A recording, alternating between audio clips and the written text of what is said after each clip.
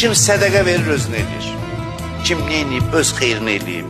Heç kimə yaxşılıq eləmə, yığ pulu, xeyrivədir. Quran deyir, bu yük daşıyandır. Yükü, adam yük aparanda, neynər? Gəlin ki, biz yükü yüngülləşdir də verir.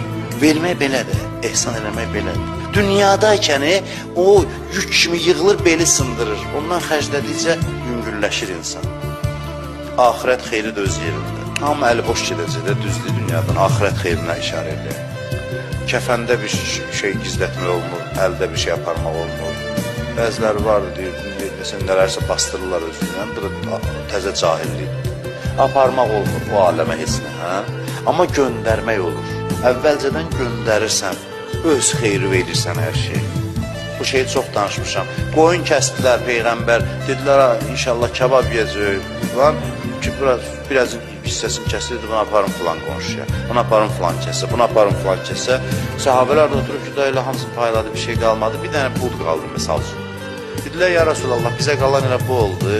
Buyurdu ki, verdiklərimiz bizə qaldı, əlimizdən gedən bu bir dənə bu. O ki, vermişdi ya, onlar qaldı bizə. Mənfəətə baxış belə olanda, görürsən ki, hər şey sənin mənfəətinədir, hər şey sənin xeyrinədir.